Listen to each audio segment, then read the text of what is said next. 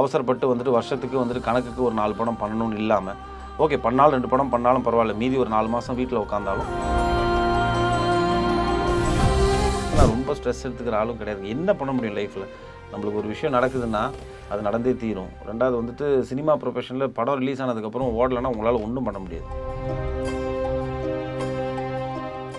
என்னை பொறுத்த வரைக்கும் once upon a time in Madras வந்துட்டு நான் ஓப்பனாக சொல்லணும்னா ஒரு கமர்ஷியல் ஃபிலிம் லவர்ஸ் அப்படின்னா அவங்களுக்கு பிடிக்காது.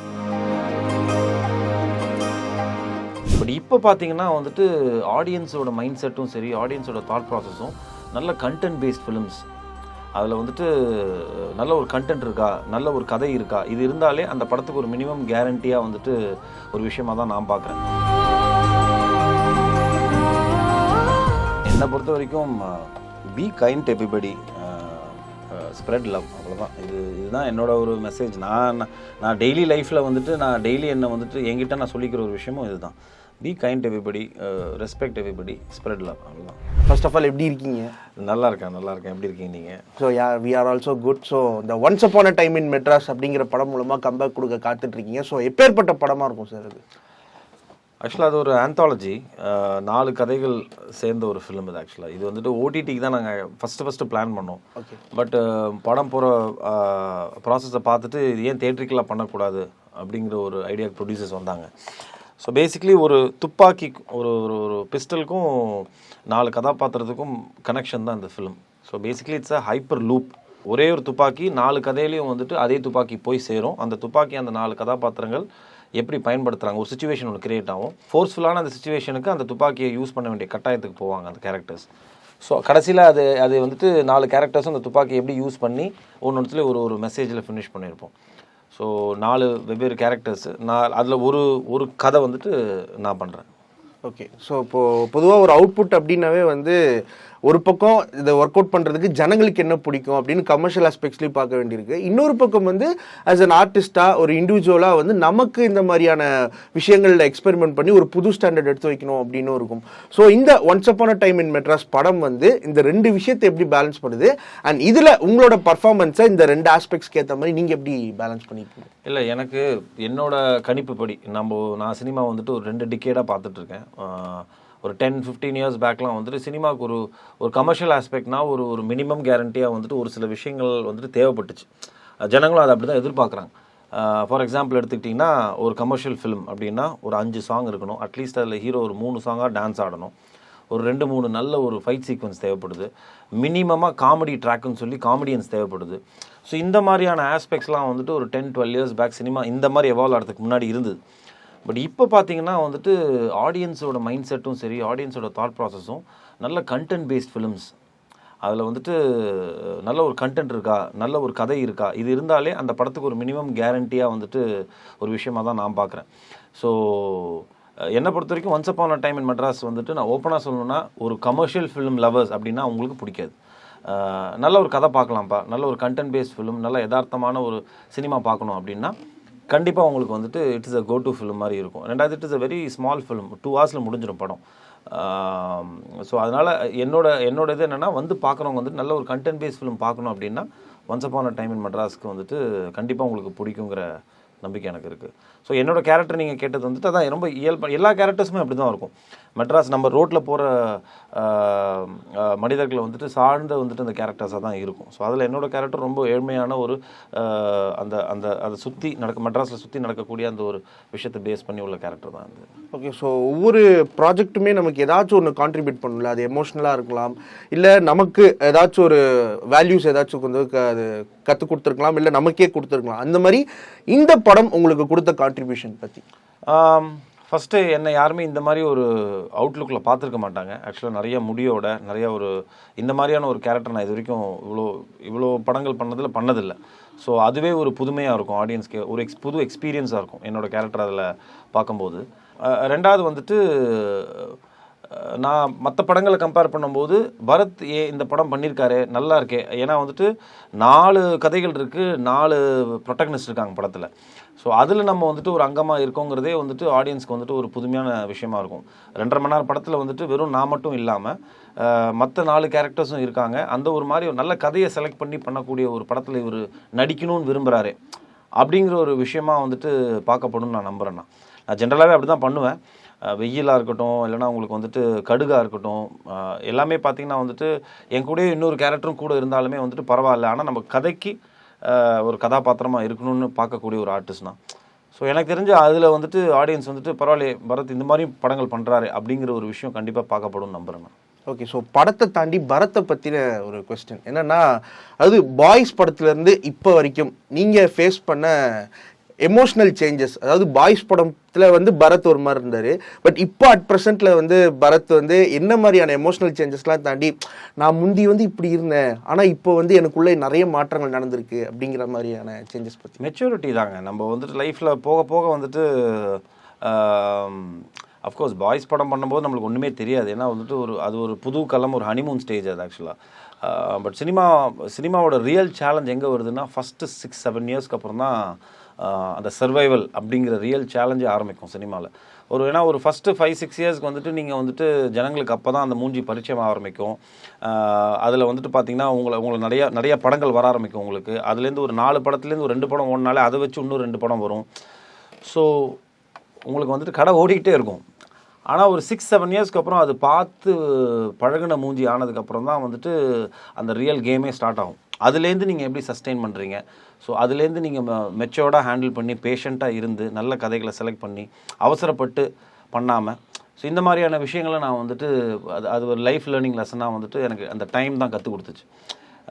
As you grow older in terms of age, in terms of experience, அந்த மெச்சூரிட்டி, பேஷன்ஸ், அவசரப்பட்டு வந்துட்டு வருஷத்துக்கு வந்துட்டு கணக்குக்கு ஒரு 4 படம் பண்ணணும்னு இல்லாமல், ஓகே பண்ணாலும் 2 படம் பண்ணாலும் பரவாயில்ல, மீதி ஒரு 4 மாதம் வீட்டில் உட்காந்தாலும் கரெக்டாக ஒரு ஃபிலிம் பண்ணலாம் அப்படிங்கிற ஒரு மெச்சூரிட்டி, அது வந்து ரொம்ப முக்கியம்னு நினைக்கிறேன். எஸ்பெஷலி இப்போ இருக்கிற காம்படிட்டிவான சினிமாவில் யோசித்து ஒரு விஷயம் ஒவ்வொரு வெள்ளிக்கிழமையும் ரொம்ப முக்கியமாக இருக்குது. இந்த பழனி படத்தில் நீங்கள் நடித்தாப்புல இந்த கமர்ஷியலாக மாஸா அந்த மாதிரியான கேரக்டர்ஸ் ஃபியூச்சரில் பண்ணுறதுக்கான சான்சஸ் இருக்குது? நீங்களே சொல்லுங்களேன், இப்போ லேட்டஸ்ட்டாக யார் எந்த டேரக்டர் அந்த மாதிரி எடுத்துகிட்டு இருக்காங்க படம்? அந்த ட்ரெண்டு முடிஞ்சுது. எனக்கு தெரிஞ்சு வந்துட்டு எவ்ரி 10 இயர்ஸ்க்கு சினிமா எவால்வ் ஆகிட்டே இருக்கும். In terms of filmmaking, in terms of creativity, அப்புறம் தாட் ப்ராசஸ் எல்லாத்துலேயுமே வந்துட்டு ஃபிலிம் மேக்கர்ஸோட ஃபிலிம் மேக்கிங்கும் மாறும், பெர்ஸ்பெக்டிவ் மாறும். ஸோ எனக்கு தெரிஞ்ச அந்த ஏரா அப்படி இருந்துச்சு. ஃபார் எக்ஸாம்பிள் அந்த பழனி வந்த டைம் பார்த்திங்கன்னா விஜய் சார் பண்ண படங்களே இருக்கட்டும், திருப்பாச்சியாக இருக்கட்டும், சிவகாசி, தில், தூள், கில் எல்லாம் பார்த்திங்கன்னா வந்துட்டு நிறைய ஹீரோ பேஸ்ட் இருக்கும், நிறைய மாஸ் டைலாக்ஸ் இருக்கும், கம்பல்சரியாக கதை இருக்கோ இல்லையோ 5 சாங் இருக்கும், நிறைய நல்ல ஃபைட் இருக்கும், ஒரு நல்ல ஸ்ட்ராங்கான வில்லன் இருப்பான். ஸோ இப்படி ஒரு ஏரா இருந்தது. பட் இப்போ எனக்கு தெரிஞ்சு ஐ டோன்ட் திங்க் இப்போ எந்த ஃபிலிம் மேக்கர்ஸும் அந்த மாதிரியான பெர்ஸ்பெக்டிவில் படங்களும் பண்ணுறதில்ல. அப்படியும் பண்ணுறாத பட்சத்தில் நம்மளும் வந்துட்டு அந்த மாதிரியான படங்களை வந்துட்டு யோசிக்கிறதும் இல்லை. ஓகே, ஸோ இப்போது பொதுவாக வந்து ஒரு கேரக்டர் வந்து ஒரு பர்டிகுலர் படத்தில் வந்து ஒரு ரோல் பண்ணியிருப்பாங்க. ஸோ அதனால வந்து எங்கே போனாலும் அந்த கேரக்டர் வச்சு அவங்கள ரெஃபர் பண்ணியிருப்பாங்க இல்லையா? ஸோ அந்த மாதிரி நீங்கள் பண்ண இந்த செல்லமே ஆகட்டும், பாய்ஸ் ஆகட்டும், எக்ஸட்ரா எவ்வளோ ரோல்ஸ் பண்ணியிருக்கீங்க. நீங்கள் எங்கேனாச்சும் பப்ளிக் பிளேஸில் போகிறப்ப உங்களை இந்த பர்டிகுலர் கேரக்டரை வச்சு ரெஃபர் பண்ணுறாங்க அப்படின்னா அது என்னவாக இருக்கும்? எனக்கு அப்படி சொல்ல முடியாது. ஒரு படங்களில் இப்போ எனக்கு எந்த ஏரியா போகிறோங்கிறத பொறுத்து இருக்குது. ஃபார் எக்ஸாம்பிள் எடுத்துக்கிட்டிங்கன்னா நல்லா டீப் வில்லேஜ்லலாம் நம்ம ஷூட் பண்ணும்போது யூ ஒன்ட் பிலீவ், பொட்டு படத்துக்கு அவ்வளோ ஃபேன்ஸ் இருக்காங்க. பொட்டுன்னு ஒரு படம் பண்ணியிருக்கேன் நான், அந்த ஹாரர் ஃபிலிம் அது. நம்ம வந்துட்டு சிட்டியில் இருக்கோம், பழகிற ஆளுங்கள்லாம், சுற்றி இருக்கிற ஆளுங்கள்லாம் வெறும் சிட்டியில் இருக்கிற ஆளுங்களாக இருக்காங்க. அவங்களோட மைண்ட் செட் வந்துட்டு பார்த்திங்கன்னா வந்துட்டு ஒரு பாப்கார்ன் க்ரௌடோட பழகும்போது அவங்களுக்கு வேறு செட் ஆஃப் ஃபிலிம்ஸ் தான் பிடிக்கும். நம்மள்ட்ட வந்து சொல்கிறதும் அந்த மாதிரியான ஃபிலிம்ஸ் தான் பேசுவாங்க. ஆனால் நீங்கள் கொஞ்சம் சிட்டி தாண்டி நீங்கள் போனீங்கன்னா அவங்களுக்கான சாய்ஸ், அவங்களுக்கான ஃபிலிம் டேஸ்ட் பார்த்திங்கன்னா டோட்டலாக வேறு மாதிரி இருக்குது. பழனி படத்துக்கு அவ்வளோ ஃபேன்ஸ் இருக்காங்க. பொட்டு படத்துக்கு எங்கிட்ட வந்து சார் பொட்டு படம்லாம் ரொம்ப சூப்பராக இருக்குது, அந்த மாதிரி படங்கள் பண்ணுங்கள். இப்போ நான் எதுக்கு சொல்ல வரேன்னா, ஒவ்வொரு செட் ஆஃப் ஃபேன்ஸ்க்கு ஒரு டேஸ்ட் இருக்குது, ஒவ்வொரு செட் ஆஃப் பப்ளிக் வந்துட்டு ஒரு டேஸ்ட் இருக்கும். அதனால தான் முதலே சொன்ன மாதிரி once upon a time in Madras வந்துட்டு ஒரு நல்ல செம்ம கமர்ஷியலாக ஒரு படமாக பார்க்கணுன்னு வந்து உட்காந்துட்டு அதை பார்த்தாங்கன்னா இல்லைப்பா சுமாராக தான் இருக்குது அப்படின்னு போயிடுவாங்க. இப்போ ஒரு சில பேர்லாம் இருக்காங்க, நல்ல படம் பார்க்கணும் அப்படின்னு வரவங்களுக்கு இந்த படம் பிடிக்கும். அந்த மாதிரி தான் டேஸ்ட் மாறிட்டே இருக்கும். ஸோ இப்போ கண்டேன் காலையெல்லாம் எடுத்துக்கிட்டிங்கன்னா சிட்டி க்ரௌடு ஃபுல்லாக எங்கிட்ட வந்து சொல்லுவாங்க, சார் கண்டேன் காலை படம் மாதிரி திருப்பி ஒரு படம் பண்ணுங்க சார், சூப்பராக இருக்குது. அதே மாதிரி பார்த்திங்கன்னா லேடிஸ் க்ரௌட்லாம் எம்டன் மகன், என் பிள்ளை மாதிரியே நடித்தேன் அந்த படத்தில், என் பிள்ளை மாதிரியே இருந்துச்சு. ஸோ எல்லாத்துக்கும் ஒரு செட் ஆஃப் க்ரௌட் இருந்துச்சு. இப்போ இந்த காளிதாஸ் நான் பண்ணும்போது சார் இந்த ஒரு காப் ஃபிலிம் ஒன்று பண்ணிங்களே சார் ரொம்ப சூப்பராக இருந்தது, அந்த மாதிரி படம் பண்ணுங்க. ஸோ அதனால் ஐம் கிளாட் அட்லீஸ்ட் ஒரு டேஸ்ட்டுக்கு ஏற்ற மாதிரி நம்ம வந்துட்டு அதை வந்துட்டு கேட்டர் பண்ண முடியுதுங்கும் போது ரொம்ப சந்தோஷமாக தான் இருக்குது. ஓகே, ஸோ நெக்ஸ்ட் விஷயம் என்னென்னா, இப்போ ஒரு ஃபீல்டில் வந்து நம்ம என்டர் ஆகி சர்வைவ் ஆகி அந்த ஃபீல்டில் நமக்குன்னு ஒரு பொசிஷனை ஏர்ன் பண்ணுறதுன்னு இருக்குல்ல சார். ஸோ இத்தனை வருஷ ஜேர்னியில் அதை பற்றி நீங்கள் கற்றுக்கிட்டது? அதுதான், இது ரொம்ப கஷ்டமான ஒரு ஃபீல்டு தான் இது. ஏன்னா நார்மலான ஒரு எல்லா ஃபீல்டுலையுமே வந்துட்டு ஐ திங்க் பேஸ் வந்துட்டு you have to work really heart. ஒரு விஷன் வேணும், நம்ம அடுத்தடுத்து என்ன பண்ண போகிறோங்கிறத யோசிச்சுட்டே இருக்கணும். அன்லெஸ் அண்ட் அன்டில் உங்களுக்கு பேக்ரவுண்ட் இருந்துச்சுன்னா ஓகே, இல்லைனா வந்துட்டு நம்மளா வளர்கிறோன்னா நம்ம வந்துட்டு வேறு வழியே கிடையாது. Every day is a journey தான் அது ஆக்சுவலாக. ஸோ எனக்கு சினிமா தான் நம்ம லைஃப் அப்படின்னு ஒரு ஸ்டேஜுக்கு மேலே தெரிஞ்சதுக்கப்புறம் everyday is a process. Everyday வந்துட்டு நம்ம என்ன பண்ண போகிறோம் என்ன பண்ணோங்கிற அந்த யோசனை இருந்துகிட்டே இருந்தால் மட்டும்தான் வந்துட்டு, ப்ளஸ் இந்த ப்ரொஃபஷனை லவ் பண்ணி பண்ணணும். எது பண்ணாலும் நம்ம லவ் பண்ணி பண்ணணும். ஐ திங்க் அந்த ஒரு பேஸ் தான் நான் வந்துட்டு மைண்டில் வச்சுருக்கேன். நம்ம பண்ணும்போது எந்த ஒரு விஷயத்த பண்ணாலும் நம்மளுக்கு வருது வரல, ஆனால் என்ன வருதோ அதை சின்சியராக ஹானஸ்ட்டாக நம்ம பண்ணணுங்கிற ஒரு பேசிக் லாஜிக் தான் அது. So that is what is keeping me going அப்படியே அடுத்தடுத்து. ஓகே, ஸோ பரத்குள்ளே வந்து இன்ட்ரோவர்ட் பர்சன்டேஜ் அதிகமாக இல்லை எக்ஸ்ட்ரோவர்ட் பர்சன்டேஜ் அதிகமாக? மிக்ஸ்டு சொல்லலாம், ஆம்பிவர்ட்னு சொல்லலாம் ஆக்சுவலாக. ரொம்ப இன்ட்ரோவர்ட்டும் கிடையாது, ரொம்ப அதுக்காக லொடலொடன்னு பேசக்கூடிய ஒரு ஆளும் கிடையாது. நான் இடம்பொருள் லெவல் பார்த்து எங்கே தேவையோ அதுக்கேற்ற மாதிரி தான் நான் வந்துட்டு பிஹேவ் பண்ணிப்பேன். ஸோ அதனால் I'm pretty much an ambivert, ரெண்டுத்துக்கும் இன்பிட்வீன்.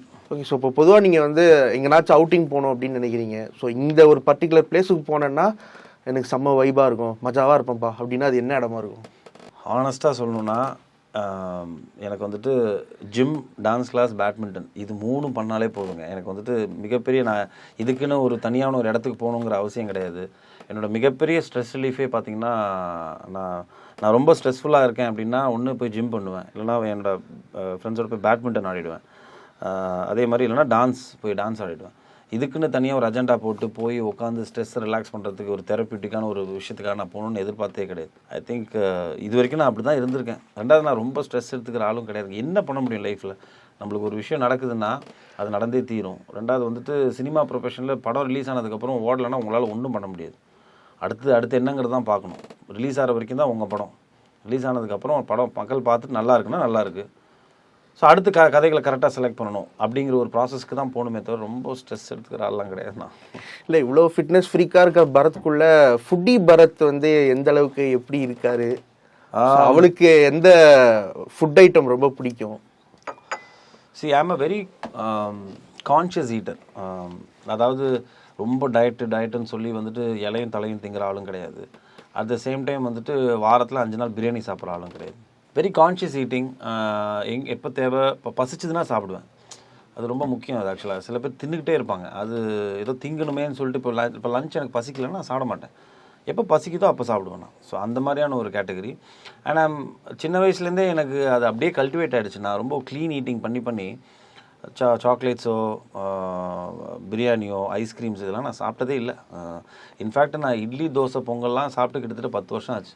நான் வந்துட்டு அப்படியே என்னை கல்டிவேட் பண்ணிக்கிட்டேன். நான் எப்போயாவது ஒரு தடவை வந்துட்டு ஒரு ஆசை வரும் தெரியுமா? சம்டைம்ஸ் வந்துட்டு ஏர்லி மார்னிங் ஷூட் முடியும், 6:30-7 மணிக்கு முடிப்பாங்க ஷூட், நைட்டு ஃபுல்லாக எடுத்திருப்பாங்க. அந்த டைமில் ஒரு கிரேவிங் ஒன்று வரும், காலைல ரொம்ப பசிக்கும். அப்படி பசிக்கும் போது வேறு சாய்ஸே இல்லை, போகும்போது ஒரு பொங்கல் வடை அப்படி சாப்பிடுவேனே தவிர, ரெகுலர் பிரேக்ஃபாஸ்ட் மெனுவில் வந்துட்டு எல்லாருக்குமே பார்த்தீங்கன்னா 2 இட்லி ஒரு தோசை சாப்பிடுவாங்களே, அது எனக்கு இருந்ததே இல்லை. ஸோ அதனால் I'm very clean eater, very conscious eater. பசிக்கும்போது சாப்பிடுவேன். ஆனால் நீங்கள் எனக்கு அப்படியே ஆப்போசிட்டாக இருக்கீங்க.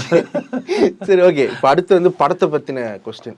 ஸோ இந்த படத்தை பொறுத்த வரைக்கும் இந்த ஒரு பர்டிகுலர் போர்ஷனில் என்னை வந்து பாடாக படுத்திருக்காங்கன்னா அது என்னவாக இருக்கும்?